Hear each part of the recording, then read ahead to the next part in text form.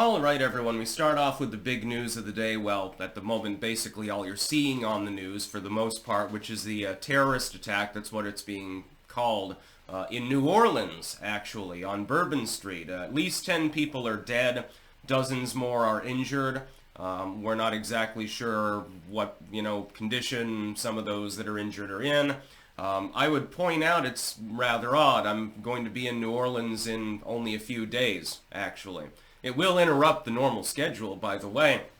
I plan to visit Bourbon Street. Did before, and, I'm not really much for the party scene, so I wasn't really necessarily taken in by it so much, but, yeah, I'm going to be back in NOLA. I've actually got a court date on the 8th of December, I believe it is, or something like that. So I got to get that together and travel there. Trust me. I'm going to have turtle soup again, or, gumbo or something like that. I'm not exactly 100% sure. Good food, that's for sure. Definitely good music. You actually get real jazz, not that, new age bullshit.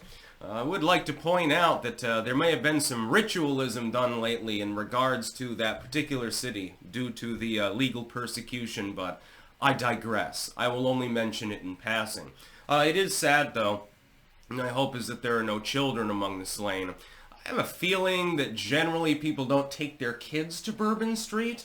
If you've ever been there, you're going to get a lot of jazz, random parades and stuff like that, but there's a heavy amount of drinking, an enormous amount of drug use. It's basically block after block of party zone every single night. It's actually quite a sight to behold. It's like New Orleans is the only city in the world where there's a specific location other than maybe Amsterdam's red light district, where it's basically party time all the time.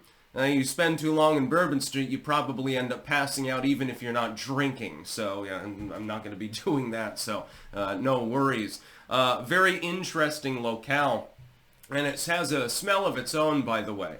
It's the smell of booze and of gumbo, basically, more than anything else, and sometimes vomit. Apparently, during the day, it's more dicey. And at night, it's just a giant party. You don't have to worry about anything but pickpockets normally, and so you keep your wallet in the front pocket. Not that I don't know anyone that puts it in their back pocket anyway, unless they're living in the middle of nowhere. It doesn't make sense at this point. So unfortunately, there was a terrorist attack in New Orleans, and so people have been, they've had a problem. We're not, again, exactly sure the circumstances. Apparently, the person who did this then got out of their vehicle. So they run a bunch of people down first. Then they got out of their vehicle. The cops show up, and they started spraying them with gunfire. And I think there are 2 officers that were shot, although at last note, they were both in stable condition, so they're expected to survive. Very interesting timing. Very interesting. Of course, it's probably like, you want attention for New Year's or something like that. Happy New Year's, haha, and you just plow through a crowd of people. Happens fairly regularly. Some people were expecting that the big attack would happen in New York City. Some people were talking about like a nuke or something like that.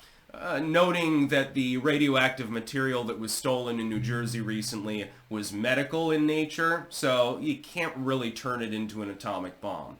I mean, you'd need a lot more of it in order to do so and have to heavily refine it. Most non-state actors that would be crazy enough to do such a thing don't have access to that particular technology.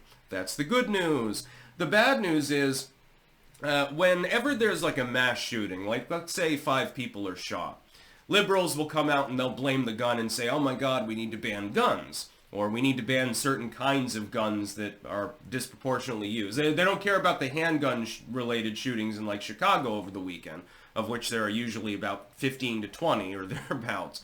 But if it's a big, bad, scary rifle, it's a big problem. But people that can own guns can own cars. And then you get this sort of thing happening. I would note, cars, while regulated, are readily available to even people who have been red flagged. That's a little bit of a problem in some cases. Now, I wonder what the motivation behind this was. It could be someone went psycho. It could be religiously motivated. We're going to admit that, of course, up front. or something else. But the fact that they got out of their car and started shooting people means this isn't just somebody had a stroke and accidentally went off into Bourbon Street. That much is certainly clear. This was definitely a willful attack.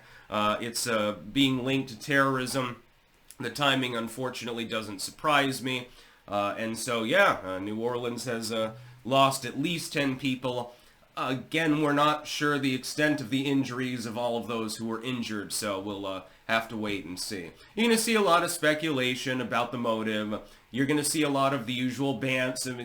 I mean, the liberals aren't going to ramble about car control or something like that. I would think, and it's basically a walkable area anyway, why isn't there like a more proper vehicle barrier on the edge of Bourbon Street? I don't 100% understand that. I would think you just turn it into a walkable zone or something like that, because huge numbers of people congregating in one area sort of invites attack in some cases. We've seen this before, unfortunately. Again, thankfully, the likelihood of any children having been hurt here, fairly low. No reasonable person is taking their kid to Bourbon Street. That's probably a bad idea. They're gonna see some weird shit. Just saying. I've been there before. We'll be there again in only a few short days. That's about all. Peace out.